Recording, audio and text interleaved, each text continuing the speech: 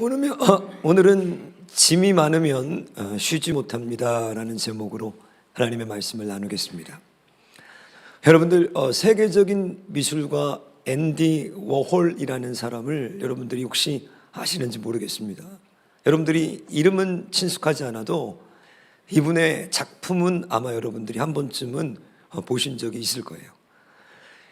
이 사람은 20세기 최고의 미술 흥행사를 기록한 상업 예술가입니다. 미술가이고. 그런데 이분에게는 아주 특이한 그 취미가 있는데 그 수집하는 거예요. 유명인들의 신발, 또 편지, 그리고 사진, 이런 기사 같은 것들을 모으시는 양반인데, 심지어는 우리가 봤을 때 이렇게 쓰레기 같은 것도 모으셔요. 그 어느 정도인가 이분이 어떤 취미가 있냐면 타임 캡슐이라는 걸 만드는 취미인데, 이런 모은 것들을 박스에 넣어서 보관하는 거예요. 근데 집에 몇 개가 있는가? 이런 상자가 600개가 넘는다고 합니다. 지금 몇 년 전이니까 더 늘었겠죠. 5만 개가 넘는 물품들을 쌓아놓고 사는데, 문제는 이분이 굉장한 부자예요. 그래서 5층짜리 건물에서 사는데 실제로 사용하는 방은 2개밖에 없다고 합니다. 그러니까 5층짜리 큰 집을 구입해서 살고 있지만 실제로 너무 많은 짐이 있어서 방 2칸에서 사는 거예요. 그러니까 우리보다 못한 거죠. 그죠? 이런 사람들을 영어로 호더스라고 합니다. 저장 강박증이 있는 사람들, 전 세계에 7천만 명 정도 되는 걸로 지금 추정하고 있는데, 이런 사람들의 특징은 물건을 못 버리는 거예요. 계속 쌓아둡니다. 물건이 왜 못 버리는가? 이 물건을 버리면 자기 자신을 버리는 것 같은 그런 착각이 들 정도로 물건에 대한 애착들이 있는 거죠. 그래서 치우려고 해도 강제로 동의를 받지 않으면 강제로 치울 수도 없다고 합니다. 저희 나라에도 지금 이런 이슈들이 지금 많이 여러분들 뉴스를 통해서도 보시죠. 예전에 그 광주의 한 60대 남성의 사연을 제가 본 적이 있는데, 이분은 집이 무려 5채가 있습니다. 광주에. 굉장히 부유하신 분이죠. 처자식을 잃고 혼자 사시는 분인데, 이분이 집 5개 중에 2개를 구청 직원의 그 가까스로 요청에 의해서 허락해서 청소를 하게 된 거예요. 그런데 첫 번째 집에서는 18톤의 쓰레기가 나왔다고 합니다. 두 번째 집에서는 50톤의 쓰레기가 나왔다는 거예요. 가히 지옥과 같죠. 특히 이분은 라디오에 집착을 해서, 지금 라디오 같은 거 여러분 예전에나 라디오 봤지, 지금 라디오 구경하기도 어려운데 이 라디오를 모으는 게 취미여서 수백 대를 한 집에는 쌓아놓고 살기도 한다는 거죠. 이런 분들은 자신의 동의 없이는 들어가서 치울 수도 없고, 또 한번 치워줘도 문제가 뭐냐면 추후의 관리가 어렵다는 거예요. 다시 예전으로 이제 돌아간다는 거죠. 오늘 주님이 하신 이 마태복음 11장의 말씀은 우리들이 교회를 한 번쯤 다닌 분들은 다 잘 아는 말씀입니다. 수고하고 무거운 짐진 자들아. 우리에게 예수님이 하시는 말씀은 너에게 짐이 너무 많다는 거예요. 우리의 전혀 느끼지 못하고 있던 우리 인생의 짐들을 주님은 얘기하시면서 그걸 가지고 주님께로 나오라는 거죠. 저희 가족들이 이제 하나씩 오랜 그 기도를 통해서 예수님께로 이렇게 돌아오고 있습니다. 그 마지막이 이제 우리 처가인데, 우리 한 3년 전부터 우리 이 처남이 저희 교회로 왔어요. 한 번도 교회를 안 다녔던 사람인데 12월 마지막 주에 교회를 와서 1월 첫째 주에 등록을 하고 지금 3년 동안 교회를 다니고 있습니다. 남묘 호랑개교죠, 저희 그 처가가.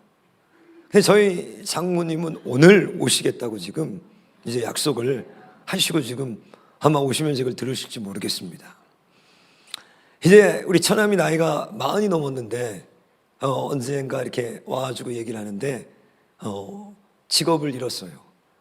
직장을 관둔 거죠. 그럼 왜 관뒀어? 이렇게 물어봤더니 월급을 안 주는 거예요. 야, 정말 저도 화가 나더라고요. 근데 여러분, 월급 못 받으면 어떻게 해요? 소송하나요? 소송하는 것도 이거 보통 문제가 아닙니다. 여러분 아시죠? 그 비용하며 또 이긴다는 보장도 없고 또 이겨도 그 시간과 물질. 그저 나이 40 돼서 이제 애 하나 있는데 노는 거예요. 뭐 본인의 의지와는 관계없이 노는 거죠. 그 얼마 전에 가까스로 직장을 다시 구했습니다. 무역회사에 들어가가지고 이제 직장에 들어가서 다시 일을 하는데 또 엊그제 이렇게 주차 봉사하고 있는데 만나가지고 겉에 물어보니까 힘들다는 거예요. 그래서 뭐가 힘들어? 일을 너무 많이 시킨다는 거예요. 그래서 제가 뭐라고 그랬냐면 열심히 하라고 그랬어요. 열심히 하라고. 먹고 살기 힘들어. 우리 여기 남성분들 뭐 여성분들도 마찬가지지만 먹고 사는 게 쉬운가요? 얼마나 힘들어요. 이제 아빠 돼가지고 나이 40인데 너 이거 써주는 데 없어. 돈 많이 주고 일 조금 시키는 데 있으면 누가 안 가 거기, 그죠? 다 거기 가요. 아니 돈 많이 주고 일 조금 시키고 내가 원하는 직장 있다? 그런 직장이 어디 있어요 이 세상에, 그죠? 돈 조금 주고 일 많이 시키고 다 이런 거예요. 너 감사하고 너 또 감사하고 열심히 해야 된다. 열심히.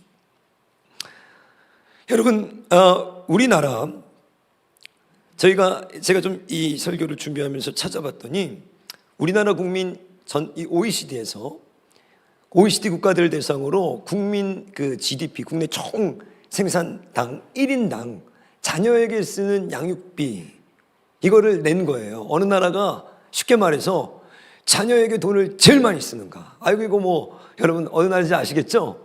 압도적으로 우리나라가 1위입니다. 우리나라가 어마어마한 사교육. 뉴욕에 여러분들 학원, 미국에는 학원이라는 개념이 없어요. 그거 누가 만들었는지 아세요? 우리나라 사람들이 만든 거예요. 원래 산후조리원이라는 건 우리나라입니다. 미국에 가면 있어요. 누가 만들었게요? 우리나라 사람이 만들었어요, 여러분. 저기 알래스카에 저 깊은 산골에 가면 중국 식당이 있습니다, 여러분. 거기 주인이 누군지 알아요? 한국 사람이에요. 우리나라 사람들 그 정도입니다, 여러분. 제가 캐나다에 영어 공부를 하러 가가지고 하여튼 한번 한국 사람 없는 데서 영어 배워보겠다. 곰 나오는 시골까지 갔는데요. 20명 있어요, 여러분. 똘똘똘똘 뭉쳐가지고 영어 더 안 했어요. 왜? 한국 사람이 20명밖에 없으니까 서로 붙어가지고 하루 종일 있는 거예요. 한국보다 더 많이 했어요, 한국말을. 영어 하나도 안 늘었어요, 제가. 지구 끝에 있습니다, 한국 사람. 없어요. 그런데 없어요, 여러분. 한국 사람들 다 있어요, 지구 끝에 가도. 자녀 사랑 남달라요, 남달라. 우리 한국 엄마들요, 예수님보다 누가 위에요? 자식이 위에요, 자식이. 어마어마한 막대한 돈을 쏟아붓습니다. 그런데 문제가 뭔가, 이렇게 자식을 키우고 난 다음에 캥거루족이라고 여러분 들어보셨어요? 그 캥거루가 엄마 뱃속에 있잖아요. 우리나라 청년 10명 중에 6명이 조사에 의하니까 부모에게 얹혀 산대요. 자, 여기 지금 50대, 60대 우리 성도님들 세대가요, 끼인 세대예요. 이게 뭐냐? 위로는 부모 봉양이지, 밑에는 뭐 있어요? 캥거루 있지. 그러니까 노후에 뭐가 돼요? 거지 돼요. 노후 빈곤. 왜? 부모 봉양하지. 밑으로는 뭐가 있어요? 안 나가 나가야 되는데. 캥거루는 1년 되면 내보내는데 30년, 40년 돼도 안 나가는 거예요. 10명 중에 6명이랍니다, 여러분. 그러니까 빨리 우리 자녀들을 본인을 위해서, 나를 위해서 어떻게 해야 돼요? 독립시켜야 돼요. 저는 집이 가난했습니다. 저희 아버지가 한 번도 용돈을 주신 적이 없는데 중학교 3학년 딱 올라가니까 신문 보급소에 저를 취직시켰어요. 이제 알아서 살아야 된다고 그러더라고요. 여러분, 중3한테 알아서 살아야 된다고 그랬어요. 저는 알아서 살았습니다, 그때부터. 새벽 3시 50분에 일어났어요, 제가 중학교 3학년 때부터. 그래서 지금도 제일 쉬운 게 새벽 예배예요. 저희는 없지만. 왜? 새벽 예배에 알람 맞추고 일어날 필요가 없어요. 눈이 떠지니까. 아버지의 선물이었죠. 제가 여러분 작년에 어떤 조사를 했냐면 전국 평균 지금 자녀를 결혼시킨 최근 2년 내에 자녀를 결혼시킨 부모들을 대상으로 결혼 당사자 1000명을 대상으로 조사를 했어요. 무슨 조사를 했냐? 결혼식에 든 비용들, 그러니까 자녀를 출가시키면서 결혼시키면서 든 비용을 한번 산출해 본 거예요. 우리나라 전국 평균입니다. 전국. 아들은요 1억 7,200이었습니다. 평균이. 아들, 여러분들 혹시 아들 장가 보내신 분들 한번 평균으로 한번 여러분들 계산해 보세요. 내가 평균보다 더 썼나 덜 썼나. 딸은 좀 덜 들어요. 1억 1,400. 저는 죽었습니다. 아들이 셋이에요. 겁하니까 6억이 넘어요. 지금 이 돈이. 재산보다 훨씬 많죠. 여러분 이거 보세요. 이게 전국 평균입니다. 이 사람이 지금 뭐라고 얘기하냐면 이게 수도권의 평균이 아니라는 거예요. 그러니까 수도권은 또 서울은 훨씬 많다는 거죠. 자, 태어나서 고등학교 졸업할 때까지 지금 OECD 국가 중에 1위로 돈을 쏟아붓는다는 거예요. 누구에게? 자식에게. 그리고 캥거루로 붙어서 살다가 이 결혼시키는데도 수억 대의 돈을 평균적으로 쓰고 있다는 거예요. 우리나라가. 이게 얼마나 큰 짐이에요, 여러분. 그러면 애가 잘 살아주면 좋은데 그것도 아니에요. 결혼을 못하는 경우, 안 하는 경우, 했는데 이혼하는 경우, 다시 돌아오는 경우, 직장을 잃는 경우 평생입니다. 평생. 작년에 통계청 조사를 보니까 우리나라 처음으로 60세 이상 자영업자로 돌아선 사람들이 207만 명, 200만 명을 넘었어요. 이게 뭐냐면 퇴직하고 갈 데가 없어서 택시 운전하고 자영업, 여길로 돌아선 사람이요 200만 명이 넘었습니다. 왜? 100세 시대인데 말씀드렸죠. 50세에 퇴직해서 그 갭 연금 나올 때까지. 연금도요 얼마 나와요? 쥐꼬리만큼 나오잖아요. 100만 원 나옵니까? 100만 원 나오는 사람 별로 없어요. 몇십만 원 나오는 거예요. 그럼 뭐 먹고 살아요? 자녀들 있지. 노후 부양해야 되지. 그래서 노후 빈곤이라는 거예요. 어제 제가 이거 설교 준비하면서 다큐멘터리 어떤 분을 보시는데 이분은 우리나라 최초의 유치원 교사 출신이었습니다. 최초의 유치원. 근데 이분이 그 설명을 해주는데 당시 최초의 유치원은요 그 교사가 받는 연봉이 대학 교수보다 많았대요. 엄청난 연봉이요. 사회적으로 성공하신 분인데 여성분인데 80이 넘어서 지금 폐지를 줍고 있습니다. 하루에 7,000원 벌어요. 폐지 주소서. 왜? 자식 때문에. 자식 결혼, 장가, 집 사주고 어머니 봉양하다 어머니 돌아가시고. 여자가 여러분 7대3으로 여성 빈곤율이 훨씬 높습니다. 왜? 남자가 10년 먼저 죽어요. 평균적으로. 자, 남자 수발하다가 남편 죽습니다. 이제 여자가 남아서 10년 더 살아야 돼요. 근데 뭐가 없어요? 돈이 없어요. 그때쯤 부모님 돌아가시고 남편 죽고 애들이 근데 여러분 젊은 세대의 생각들은 바뀌고 있습니다. 계속 조사해 보면요. 지금 MZ세대 젊은 세대들은요. 부모 봉양에 대한 마인드가 없어요. 수억을 부었지만 없어요. 그러면 나중에 내 미래는 어떤 길로 가냐는 거죠. 짐.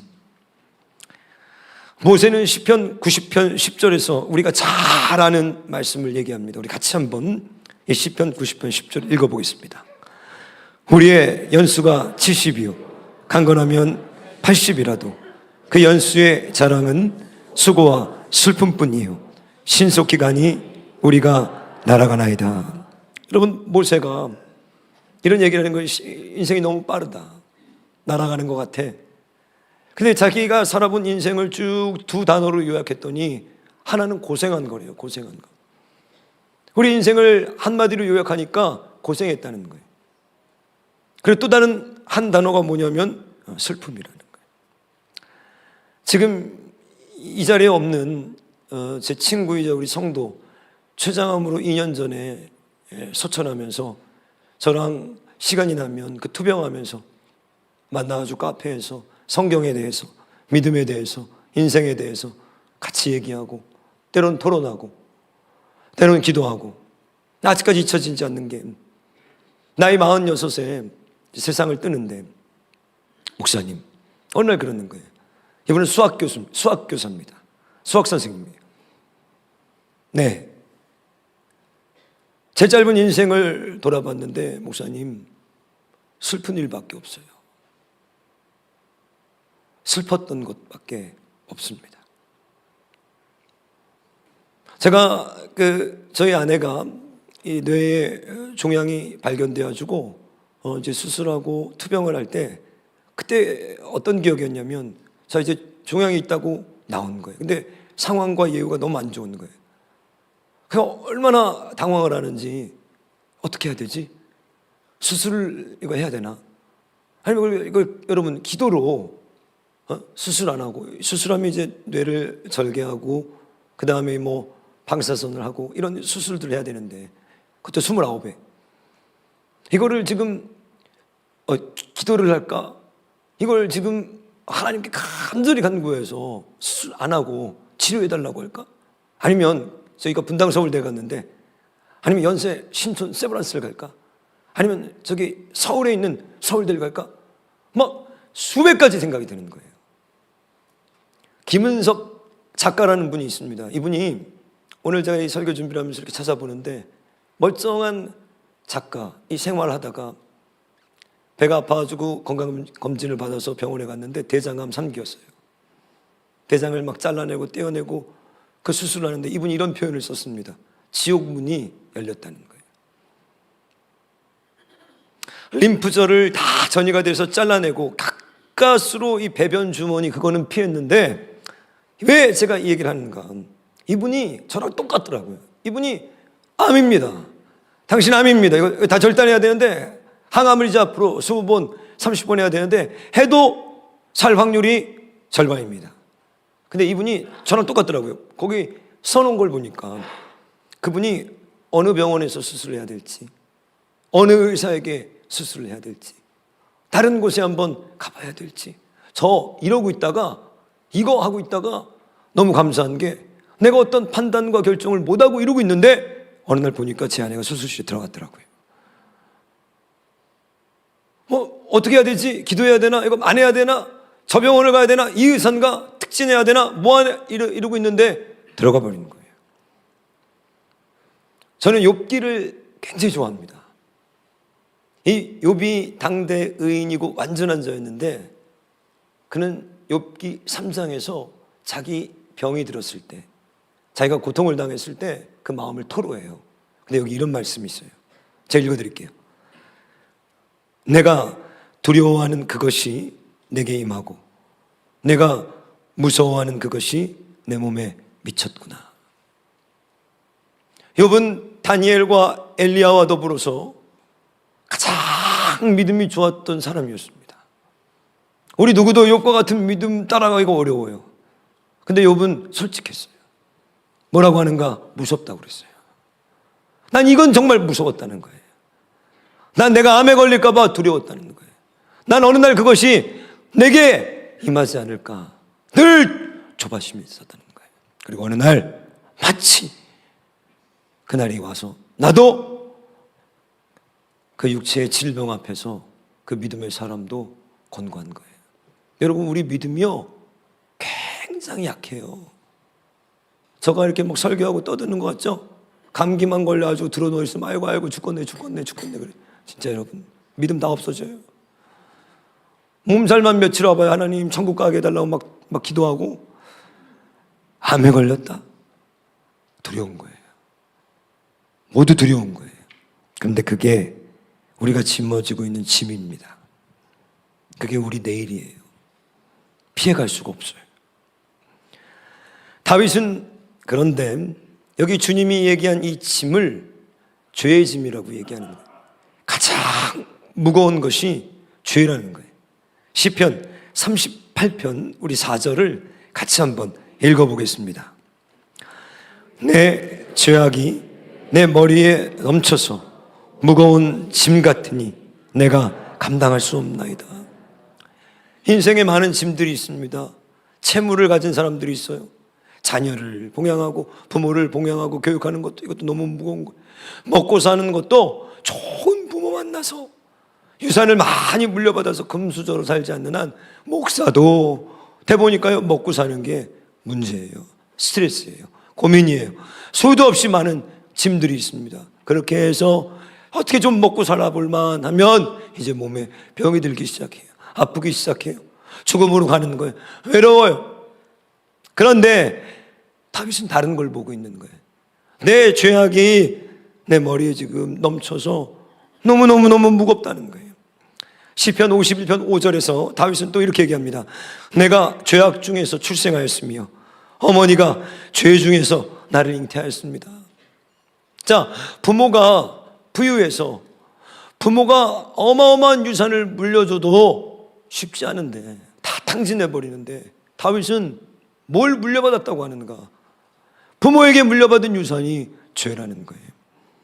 모친이 죄 중에서 나를 잉태했고 태어나서 보고 자란 것이 죄고 싸우고 미워하고 다투고 시기하고 원망하고 질투하고 때로는 거짓말하고 음란하고 이런 죄들만 보고 그 죄들만 물려받고 아담의 죄로부터 시작해서 평생을 받아온 그 죄들과 내가 지은 죄들 이것이 산적해서 온 집을 가득 채우고 50톤이 넘는 쓰레기처럼 내가 어렸을 때부터 제가 어저께 필그림 성격교회 가가지고 초등학생들 이 설교를 했어요.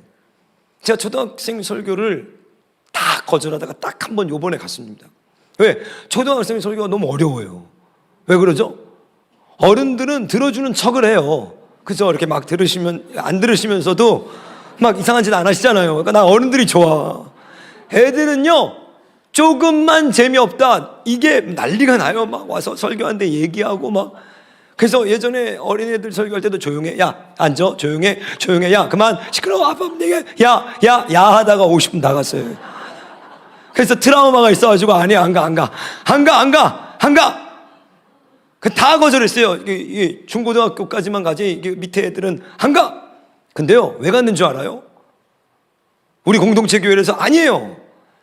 저한테 와달라고 부탁한 전도사님이 카톡을 보내셨는데 목사님 와주세요 이렇게 했으면 제가 안 가요 이랬을 텐데 저 목도 너무 어제 목은 완전히 지금 수술 날짜만 잡아야 되는데 못 가요 이러려고 했는데 이분이 카톡에다가 뭐라고 카톡을 보냈냐면 목사님 같은 큰 종이 여기에 오실 수 없으시죠? 이러는데 내가 안 가면 큰 종이에요 이제 그때부터는. 야 이제 너 컸구나. 너 이제 다락방 와가지고 여기저기 다니다 보니 이제 좀 커가지고 유초등부는 안 오구나 이럴 거 아니에요 여러분. 야 이게 말이 그렇게 중요하더라고. 그걸 보는데요 안 갈 수가 없어요. 왜? 안 갔다간 큰 종 되는 거예요. 그래가지고 아유 저 가겠습니다 무조건 갑니다. 그래서 소리 박박 지르다 와가지고 지금 이렇게 됐거든요. 애들 야 이거 하다가 와가지고 야 이게 말이 그렇게 그 전도사님이 말을 얼마나 이쁘게 하는지. 제가 무슨 큰 종이에요. 정신 나간 종이죠. 근데 안 갈 수가 없는 거 그렇게 얘기를 하니까. 근데 우리 아이들에게 가가지고 내 얘기를 해줬어요. 애들이 눈이 번쩍해서 저를 보는 거예요. 무슨 얘기했냐? 내가 어렸을 때 도둑질한 거. 걔네들은 목사니까 목사가 애들이 눈이 이만해졌어요. 도둑질? 박사님 목사님이 이렇게 훔쳤어. 그러면서 제가 했던 그것도 10분의 1도 안 한 거예요. 학교 가가지고 유리창 깬 것부터 시작해가지고 얘기하면요 정신이 없어요. 저는 장난이 심해가지고 애들이 화장실 들어가가지고 막 이제 이 큰일 볼 때 물 퍼가지고 가서 비가 온다 막 다 부어버리고요. 어마어마하게 심했어요. 남자 여자 이렇게 학교가 따로 있었고 담이 있었는데 여학교 뛰어넘어가가지고 그 반 수업 들어가가지고 숨어서 여자인처럼 뒤에 앉아있다가 선생님이 막 부르면 네 하다 잡혀서 두들겨 맞고 하지 말라는 수도 없는 많은 짓들을. 제가 목사가 된 거예요. 왜? 교회 왔는데 너보고 죄인이라는데 아멘 바로 아멘 했어요. 저는 교회를 왔는데 나보고 죄인이래요. 아멘. 왜? 내가 알겠어. 내가 날 보니까 악한 놈이야. 애들한테 얘기를 해줬더니 너무너무 좋아하는 거예요. 너무 100분의 1도 못했어. 왜? 그거 다 얘기했다가는요 그 강사로 안 불러요. 다음부터 오지 마세요. 죄가 너무 많아요. 어렸을 때부터 죄, 생각으로 지은 죄, 마음으로 지은 죄, 아니 여기서 얘기할 수도 없는 죄. 근데 그게요 주님께로 가까이 가기 시작하면 미쳐버려요. 여러분들이 착각하는 게 있습니다. 뭘 착각하는가? 제가 어떤 성도님이 암에 걸리셨는데 가서 기도를 해드리려고 성도님 한데 이분이 목사님 제 죄 때문이에요 그러는 거예요. 제가 그래서 아니에요. 성도 힘내세요. 우리 태어나서 늙고 병들어 죽는 거예요. 예수 잘 믿어도 암에 걸려요. 여러분 기도 많이 해도 아파요. 그게 우리 마지막이 그 마지막이에요. 여러분 우리는 이런 생각 갖고 있으면 안 됩니다. 난 전도했어요. 난 예배 드렸어요. 난 기도했어요. 난 하나님 잘 믿었어요. 그러니까 난 건강해야 돼요. 아니에요. 욥이 뭐라고 그래요? 욥이 이 기와장으로 몸 긁고 있다가 왜 자식이 다 죽습니까? 아내가 하나님 저주하고 죽어버려요. 이 아내가 이랬단 말이에요. 사람들이 와가지고 비난합니다. 너 죄 때문이야. 친구들이 와가지고 아무도 날 믿어주지도 않아요. 기와장으로 긁으면서 거짓돼서 노숙인 돼서 뭐라 그래요? 내가 두려워하는 그것이, 내가 무서워하는 그것이 내 몸에 미쳤구나. 힘내세요 성도님. 근데 그분의 마음을 전 알아요. 왜 그런 줄 알아요? 죄책감이에요. 여러분들이 잘 모르는 게 있습니다. 여러분들 회개하셨어요? 죄책감이 없어지나요? 안 없어져요. 여러분 회개하셨어요? 저도 했어요. 죄책감이 없어지나요? 안 없어져요. 남아있어요. 내 기억 속에 자리 잡고 있어요. 지워지지 않아요. 그게 다시 나오면 괴로워요. 그게 다시 나를 괴롭혀요. 그럼 그게 어떤 사람들은 그러는 거예요. 당신 회개하지 않았어. 당신 회개는 잘못됐어. 당신 회개는 틀린 거야. 회개하면 그거 다 잊어버려야 돼. 회개하면 기뻐야 돼. 회개하면 날마다 즐거워. 아니에요. 내 안에 남아있어요.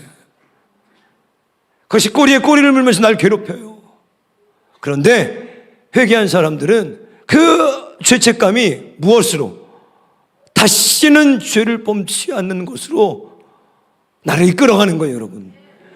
여러분 가늠한 여인이 예수님께 나왔습니다. 예수님이 그를 용서해 주셨어요. 나도 너를 정죄하지 않는다. 그런데 가서 다시는 죄를 범치 마라. 여러분 그 여자가 평생 남은 여정을 살면서 주님께 가까이 가면 갈수록, 그분이 기도하면 기도할수록 그 장녀였던 그 유부남과 바람이었던 그 여자가 예수님을 사랑하면 할수록 그는 더 괴로웠을 거예요. 뭐가? 자신의 과거를 생각하면서.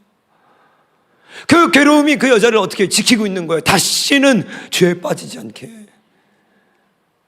값싼 회개들은 잊어버립니다. 값싼 회개들은 셀프로 면죄부를 주는 거예요. 값싼 회개들은 내가 그냥 회개하고 내가 주는 만족감에서 잊어버려요. 그건 하나님이 말씀하신 회개가 아닌 거예요. 괴로워야 돼요. 죄의 짐은 따라다녀요. 그 주님이 그것을 걷어내셨을 때 이제는 그 죄에 대한 고통 속에서 다시는 죄를 짓지 않는 그 모습으로 그것이 늘 날마다 우리를 견인해 가는 거예요. 여러분 완전히 없어져서, 완전히 기억도 안 나고 나는 죄에서 완전히 자유해서 아니에요. 남겨두신 거예요. 그것이 가시가 되고 올무가 돼서 오늘도 우리를 괴롭히고 다시금 깨어서 나를 쳐서 복종시키면서 죄와 싸우는데, 엊그제 이 뉴스를 보니까 전과 37범이었던 사람이 출소해서 다시 살인했습니다. 다시 붙들렸어요. 무기징역을 선고받았습니다. 전과 37범이에요. 저는 이걸 보면서 아니 37번 교도소 가기가 이게 쉽지 않았을 텐데, 그죠? 들어갔다 나오면서 또 그날 밤 싸우고, 그죠?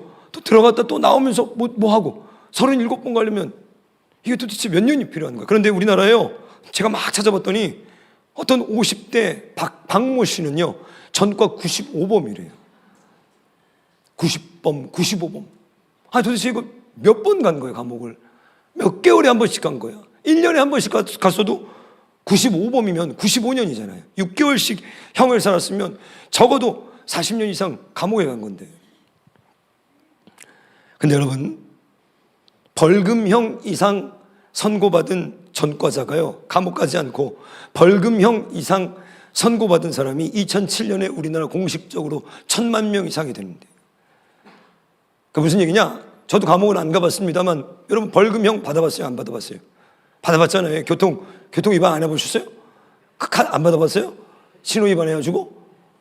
운전 열심히 하시나 보네요. 저는 여러 번 받아봤는데 막 이런 것까지 포함하면요 1000만 명은 이미 2007년에 넘었다는 거예요. 2020년에는요 전 국민의 29%가 전과자래. 이런 기준으로 보면 3명당 1명은.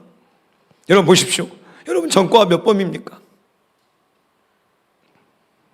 37범, 95범. 전과 몇 범이냐는 거예요. 수백 범이에요. 수천 범이에요. 문제가 있습니다. 쉼이 없는 거예요.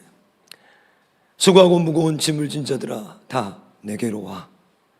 내 멍에를 메고 내게 배우면 뭐라고 그래요? 너의 마음은 쉼을 얻어. 쉼. 쉬는 게 왜 중요하죠? 쉼. 뉴욕에 여러분들 보셨을 거예요. 아마 보신 분들은 뉴욕의 브로드웨이에 샌드위치 가게가 하나 있는데 여기를 운영하시는 분이 한인 부부입니다. 근데 이게 이슈가 됐어요. 이분들이 이제 나이가 드시고 더 이상 건강과 뭐 여러 가지 월세도 감당하기 힘들어서 그 가게를 닫았습니다. 근데 그게 왜 이슈가 됐는가? 이분이 39년 동안 같은 자리에서 1년에 하루 쉬고 아침 6시부터 저녁 8시까지 새벽 4시 반에 일어나서 1년에 하루 쉬면서 이 샌드위치 가게를 했는데 얼마나 맛있고 얼마나 성실하게 하셨는지 이분이 가게를 닫는다는 소문 때문에 그 브로드웨이에 있던 주변의 마을 사람들이, 그 뉴욕의 사람들이 돈을 걷었어요. 그래가지고 이분들이 가게를 갖는다고 이분들이 퇴직금을 준 거예요. 주민들이. 평상시에 늘 지나가면서 맛있게 먹던 그 샌드위치, 그 가게 주인, 친절하게 한인인데, 그래서 이 미국 사람들이 돈을 모아주고 한 2천, 3천만 원 정도를 이분들에게 준 거예요. 그러니까 너무너무 귀한 분들이죠. 근데 이분들의 소원이 뭔가? 소원이 뭐예요? 이제 가게를 닫았는데 소원이 뭡니까? 이분이 이렇게 얘기했어요. 푹 자는 겁니다. 평생 일을 하면서 4시간, 5시간 이상 못 잤다는 거예요. 여러분, 쉼이 이렇게 중요한 거예요. 저는 이제 또 청년부까지 맡게 돼서 농담 삼아서 이제 집에 들어갈 날은 이제 점점 줄어들고 있구나. 막 오늘 밤도 죽었다 막 이제 상담도 있고 뭐도 있고 새 가족 애들 챙기고 오늘 몇 시에 들어갈까? 몇 시에 제가 지금 새벽에 일어났는데, 그래서 저는 뭐만 기다리냐면 월요일만 기다려요. 그리고 꼭 기도해요. 월요일에는 장례가 없게 해주세요. 그럼 꼭 월요일 날 돌아가세요.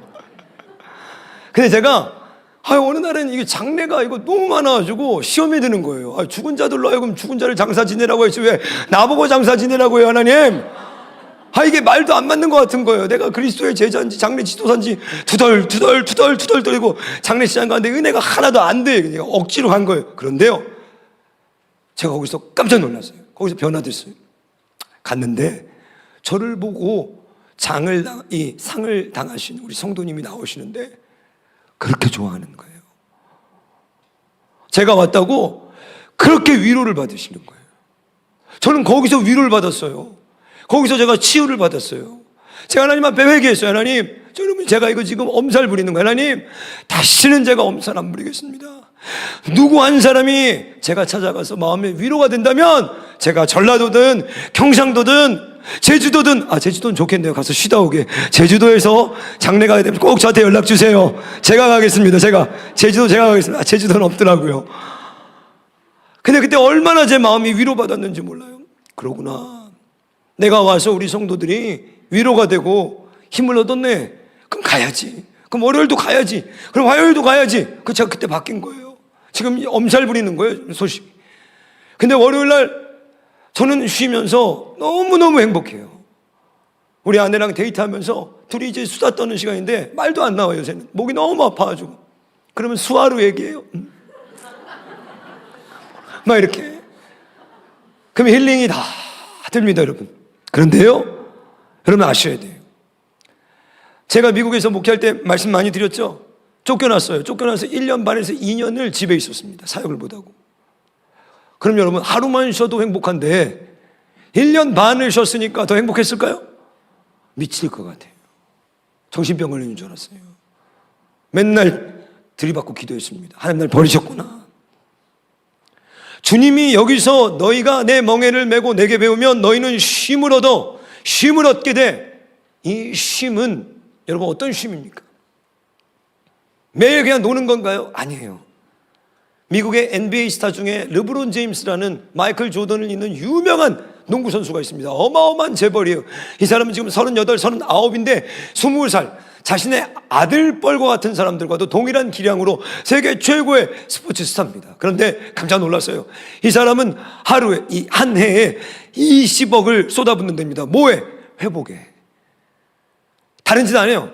경기하고 오면은 뭐 어디 술 먹으러 가고 놀러 가고 뭐 이런 거 안 해요. 20억을 어디다 쏟아붓냐면 자기가 경기하고 난 다음에 회복하는데, 고압의 산소 치료방에 들어가서 치료를 하는데 산소 공급을 증가해서요, 이거 굉장히 비싼 거예요. 조직 손상을 빠르게 치유하는 겁니다. 이런 여러 가지 치유에 드는 어마어마한 비용을 들여서 몸을 빨리 회복시키는 거예요. 우리의 인생에 뭐가 필요합니까? 쉼이 필요해요.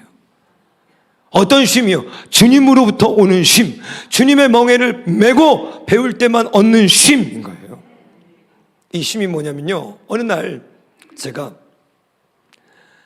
유튜브를 이렇게 보다가 예전에 알던 찬양 사역자가 앨범을 내서 찬양을 부르고 있는데, 이분이 여성분인데 나이가 많아요. 이제 예전에는 되게 이쁘셨는데 지금은 이제 권사님 되신 거죠.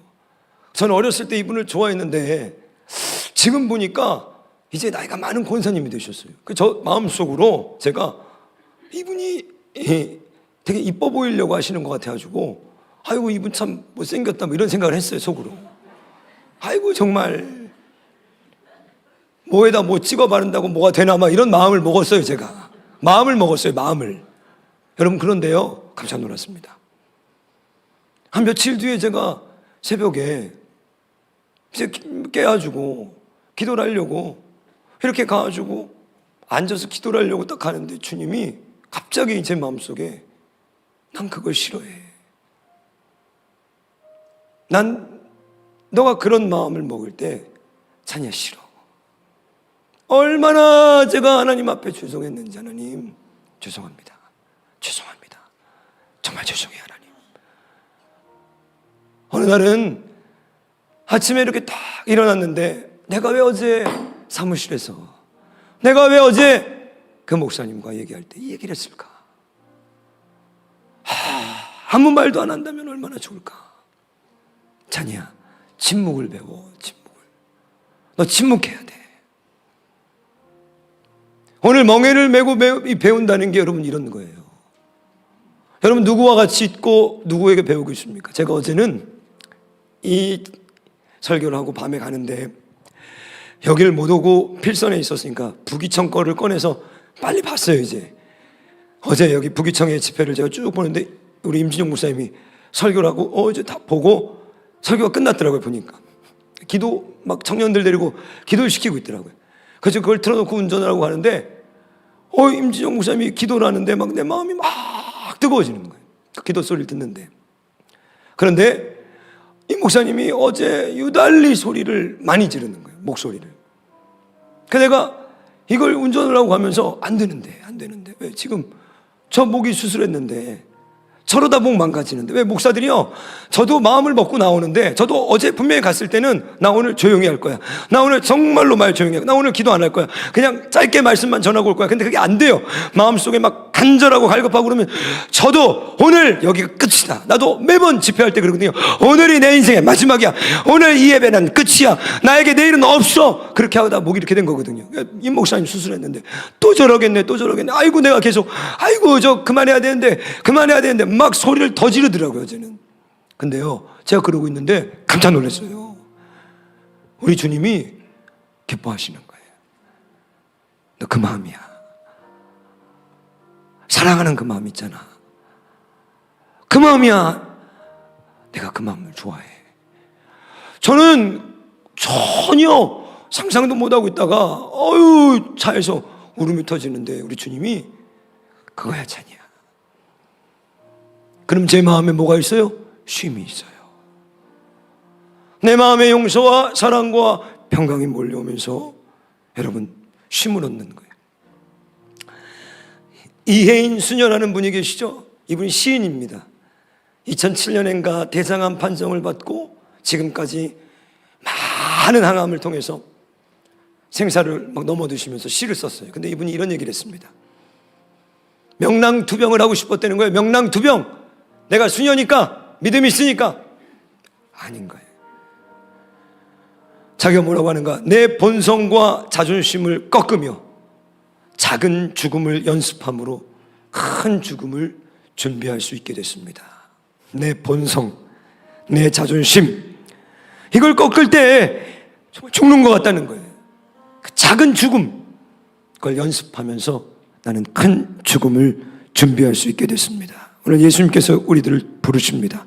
수고하고 무거운 많은 짐들을 내려놓고 주님의 멍에를 메고 내게 배우라고 초청하십니다.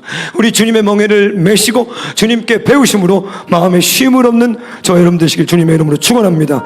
우리 찬양하면서 하나님 앞에 준비한 예물을 올려드리겠습니다. 하나님, 저희들 오늘 그리스도의 보혈로 정하게 되게 하여 주시고 마지막 남은 이 여정 아버지 앞에서 참된 멍에를 메고 배우는 저희들 되게 하시옵소서.